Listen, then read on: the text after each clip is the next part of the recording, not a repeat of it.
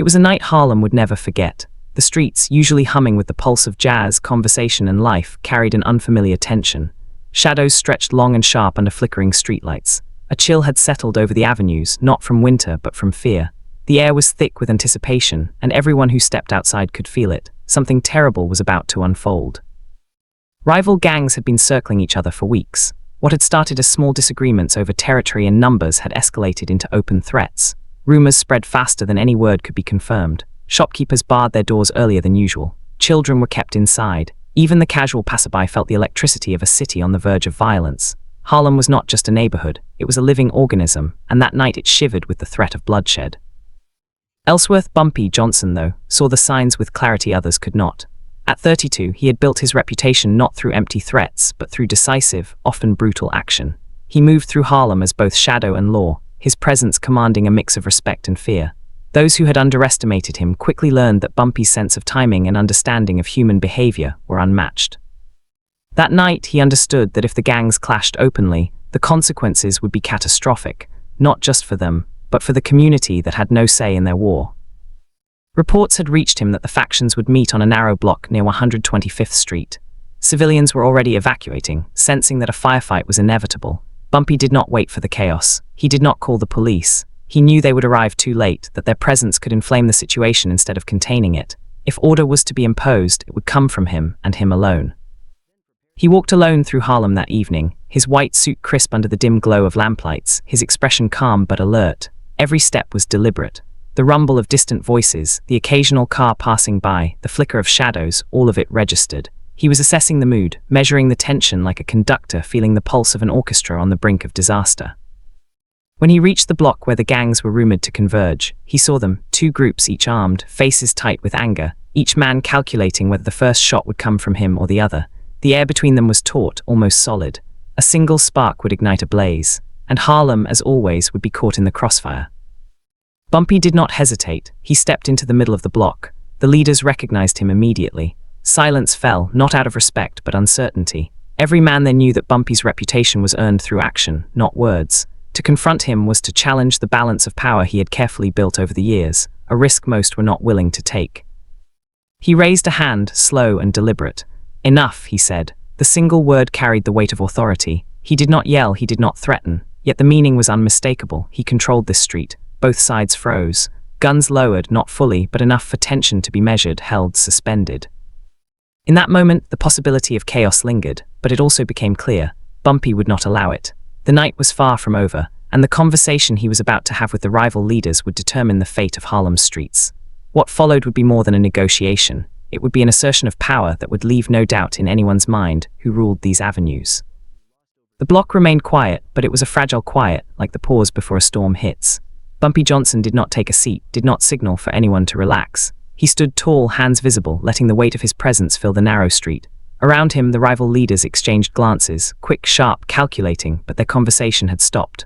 All attention was on Bumpy, and he allowed the silence to stretch just long enough for the tension to deepen. He began with observation, scanning faces, noting who twitched, who held their breath, who seemed ready to strike. He understood the language of fear and pride, and that night both were on full display. Each gang was waiting for a signal, each expecting the other to make the first move. Bumpy did not need to act hastily. The risk was real, yes, but so was his control over the situation. The city had learned, over years of his work, that he saw angles others could not, and he did not hesitate to exploit them. "Listen," Bumpy started, his voice steady, deliberate.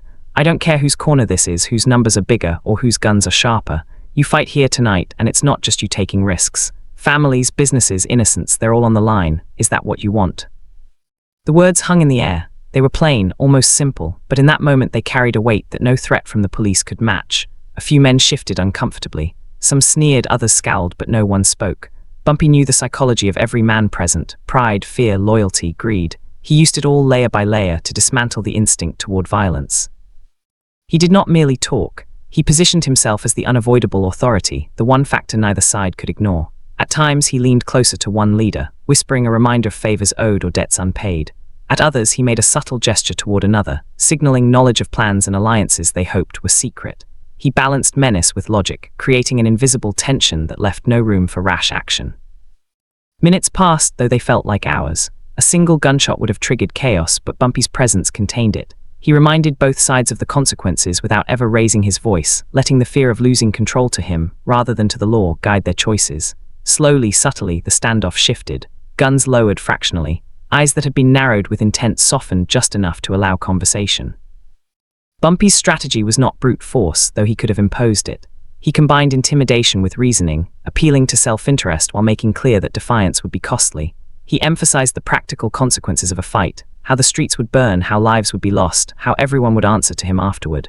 The message was simple. Harlem would be his to protect, and anyone who opposed that order would pay a price they could not imagine. Finally, after what seemed like an eternity, the leaders began to speak, not with anger, but with negotiation. It was careful, calculated, a measured acknowledgement that tonight was not the night for bloodshed.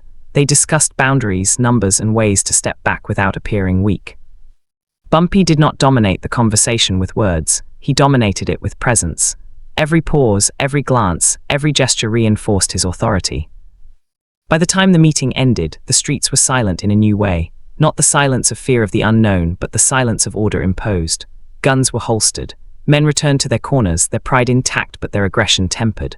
Harlem had witnessed a rare moment, a potential massacre prevented by a single man through intellect, authority, and the mastery of human psychology. As Bumpy walked away from the block, the community began to breathe again. Doors were unbarred, voices returned to the streets, and the rhythm of Harlem's life resumed. But the night had changed the city's understanding of power. Bumpy Johnson had demonstrated that he controlled Harlem not only through influence but through decisive action. One night, one intervention, and the balance of the neighborhood had shifted permanently. By the time dawn approached, Harlem had returned to a semblance of normalcy, though the echoes of the night's tension lingered in whispers and wary glances. Shopkeepers opened their shutters cautiously, noting the quiet but aware of the extraordinary event that had just passed. Mothers let children step outside, but only slowly, testing the streets. The neighborhood had been on the brink of disaster, and a single man had prevented it. Bumpy Johnson did not linger to witness the full morning. His work, as always, was measured by results, not applause. Yet the streets themselves seemed to acknowledge him. Men who had once bristled at his presence now carried a cautious respect that bordered on reverence. Those who had challenged him before understood, even without words, that the balance of power in Harlem had shifted irreversibly. The rival gangs, for their part, returned to their corners with a new understanding. Their ambitions, once unchecked, were now tempered by the knowledge that Bumpy's oversight was absolute. Conversations that had promised violence now carried negotiation, and any thought of retaliation was reconsidered in the cold light of consequence. In every informal gathering, in every whispered plan, his name surfaced, not as rumor, but as law. For the civilians, the relief was palpable. Families who had feared for their lives that night now moved through Harlem with renewed caution, but also gratitude. They could not fully articulate why the danger had been avoided, only that someone had ensured their safety when no one else could. This silent acknowledgement spread through the avenues, shaping the perception of power, protection, and authority in a community long accustomed to uncertainty. Law enforcement, when they eventually arrived in the aftermath, found an unusual scene. There had been no bodies, no shattered glass, no open firefights. Just a neighborhood that had skirted disaster entirely, with the dangerous players still intact but restrained. Reports would later note the absence of conflict and the strange calm that settled after a night of almost certain chaos. Those who had not understood the night's events could not explain it. Those who had watched Bumpy at work knew the truth. Harlem had been saved by a single man who commanded loyalty, fear, and respect in equal measure. In the days and weeks that followed, the effect rippled across the neighborhood. Minor disputes between gangs were settled quietly, often with the silent oversight of Bumpy Johnson. His reputation became a tool as effective as any weapon. Stories circulated of the night he stopped a war before it began, each retelling cementing his place as Harlem's unchallenged authority. The memory of that night served both as a warning and as reassurance. Violence could erupt, but only at the discretion of Bumpy. He did not flaunt his power unnecessarily. He did not celebrate it or allow ego to drive further conflict. His intervention had been calculated, precise, and irreversible in its impact. By preventing the shootout, he not only saved lives but also reshaped the social hierarchy of Harlem. The neighborhood understood that the streets belonged to no lawman, no outsider, and certainly no gang acting unchecked. They belonged to Bumpy Johnson. This night became a benchmark in Harlem's history. It was cited by those in the underworld as a moment when a single man's resolve altered the course of events. It was remembered in the community as a night of fear transformed into order, a rare occasion where chaos was held at bay. And for Bumpy himself, it was further confirmation of what he had long known. Power was not measured by fear alone, but by the ability to act decisively, to command respect, and to protect the community, even if only indirectly. By the end of that week, the streets had returned to rhythm, but nothing was the same. Alliances were reconsidered. Gang members measured actions more carefully. The people of Harlem had learned that danger could arrive at any time, but also that one man could impose order in the most volatile circumstances. Bumpy Johnson had left an indelible mark, not just on the gangs he controlled, but on the very soul of the neighborhood he walked through with quiet authority. To understand the weight of that night, it helps to see Harlem as it was in the 1940s. The neighborhood was a world unto itself, a mix of music, culture, poverty, ambition, and danger. Jazz clubs lined the avenues, their neon signs flickering into the night. Children played in alleys and vacant lots, unaware of the shadows that moved among them. But beneath the vibrant energy, there were lines drawn in blood and fear. Territory was everything. Loyalty was everything. Survival, even more. Gangs operated like microstates within the city. Their influence reached into every corner. Small businesses paid tribute, nightclubs owed protection fees, and disputes could ignite gunfire at a moment's notice. It was a neighborhood perpetually on the edge, and any disturbance could spiral quickly into open conflict. Law enforcement, stretched thin and often reactive, could do little to prevent violence once it began. In this environment, a figure like Bumpy Johnson was not just influential, he was essential. Bumpy's approach to control was unique. He was known for a quiet confidence, a calculated intelligence, and an understanding of human behavior that few could match. Where others relied solely on muscle or threats, Bumpy blended strategy with presence.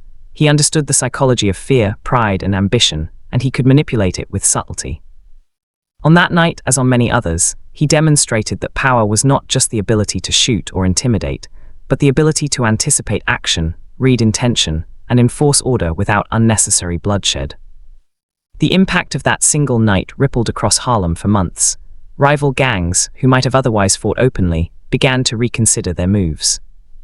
Minor disputes were settled with negotiation or mediation, often with Bumpy's unseen guidance. His authority was no longer a rumor whispered in back rooms. It was a tangible, visible force that shaped behavior. People on the streets began to speak of him with a mix of awe and caution, understanding that he alone had the capacity to maintain order where others had failed. Civilians also noticed the difference. Life in Harlem remained vibrant, but the sense of imminent danger that had once hung over the neighborhood was diminished. Families could walk home without fearing a stray bullet, shopkeepers could open their doors without hesitation, and the community could begin to rebuild a fragile sense of trust in its own streets. Bumpy did not claim the credit publicly, he did not parade his influence, but the effect of his presence was undeniable. The neighborhood itself seemed to move more carefully, more deliberately, aware that a single man's judgment now weighed on every block. Bumpy's own life did not change in obvious ways. He continued his business dealings, his associations, and his oversight of Harlem's underworld. Yet internally, he understood that the night had marked a turning point. He had shown, in a single intervention, that the balance of power could be maintained without widespread violence, that awareness shaped his decisions going forward. The lessons of that night, timing, presence, persuasion, and the leverage of fear combined with reason, became central to how he operated in the years that followed. For the gangs, the night served as both warning and lesson. Leaders who had once seen themselves as equals were forced to acknowledge the hierarchy Bumpy established. Any future dispute would occur under his scrutiny, and the memory of that night remained a deterrent. Even those who despised him or disagreed with his methods recognized that his authority was absolute, a force that could prevent bloodshed when the alternative would have been destruction. And so Harlem's streets, once on the brink of chaos, settled into an uneasy stability. The rhythm of life resumed, but beneath it, the memory of the standoff lingered. People remembered the tension, the fear, and the strange calm imposed by one man. Stories circulated not just in whispered legend, but in everyday conversation. How Bumpy had walked into a block on the verge of war, how he had spoken, how he had held the attention of armed men without drawing a weapon. These were not exaggerated tales. They were recollections grounded in reality, remembered by those who lived it. In retrospect, the night marked a defining moment in Harlem's history. It was a demonstration of how one person, through intelligence, courage, and command, could alter the trajectory of a neighborhood. Lives were saved, violence was averted, and a new order was quietly established. Bumpy Johnson did not need recognition or reward. The streets themselves carried the acknowledgement of his authority, a silent testament to the power of decisive action. Even after the streets returned to their usual rhythm, the memory of that night lingered in the minds of those who had witnessed it. Gang leaders replayed the events in quiet rooms, reconsidering every decision, every alliance, every rivalry. Men who had walked with pride and weapons drawn now measured their words and gestures with caution. Fear and respect intertwined, creating a new language of survival, one dictated by Bumpy Johnson. Civilians, too, carried the imprint of what had occurred. Mothers whispered to children about staying inside when the shadows lengthened. Shopkeepers shared stories of a quiet authority that had intervened when chaos seemed inevitable. The narrative spread through Harlem not as exaggeration, but as truth. A man had stepped into the storm and stopped it with clarity and resolve. In that moment, ordinary life and extraordinary danger collided, and the neighborhood learned that order could come from an unexpected source. Bumpy himself did not dwell on recognition or glory. He understood the fleeting nature of control, the fragile balance of power, and the responsibility that came with it. Yet he also understood the permanence of consequences. One decisive night had shifted the structure of Harlem's underworld. Future disputes, rivalries, and even alliances were now influenced by the knowledge that Bumpy's presence could not be ignored. It was a quiet form of dominion, but absolute. The psychological impact on the gang leaders was profound. Some who had once doubted his influence realized, through a mixture of relief and apprehension, that Bumpy's authority was not built on rumor or intimidation alone. It was built on action, on an ability to read the room, to anticipate conflict, and to impose his will when stakes were highest. The understanding lingered. No one could challenge him openly without risking the wrath of a man who had already proven decisive beyond question. Harlem's residents, consciously or unconsciously, began to accept a new order. Streets that had been fragile lines between neighborhoods became spaces of cautious equilibrium. Violence was not eliminated, but it was contained in ways it had not been before. A single night had transformed the neighborhood's perception of safety, power, and leadership. People spoke less of fear and more of respect, even if they never saw Bumpy in action again. In the months and years that followed, Bumpy's influence expanded quietly. He did not need to assert himself with every dispute. The memory of the night he stopped a war served as leverage, a constant reminder that the balance of power had shifted. Leaders acted more strategically, civilians navigated the streets with new confidence, and Harlem's rhythm, though still vibrant and chaotic in places, was tempered by a subtle, enduring order. Ultimately, that one night became more than an event. It became a benchmark in Harlem's history, a demonstration of how decisive action, intelligence, and presence could avert disaster. Ellsworth Bumpy Johnson had walked into a block ready for war and left behind a neighborhood transformed. Lives had been saved, violence avoided, and authority established not by law enforcement or legislation, but by a single man who understood the delicate balance between power and responsibility. Harlem would never forget that night. The streets themselves carried the memory of the intervention, a silent acknowledgement that order had been imposed, and that Bumpy Johnson was the man who held it. For every citizen, every gang member, and every observer, the lesson was unmistakable. One person, acting decisively, could change the course of history. That night, the balance of power, the lives of countless residents, and the very character of Harlem had been altered forever. And in that change, Bumpy Johnson's legacy was cemented, permanent and undeniable, as the man who stopped a Harlem mob war, and in doing so, shaped the streets for generations to come.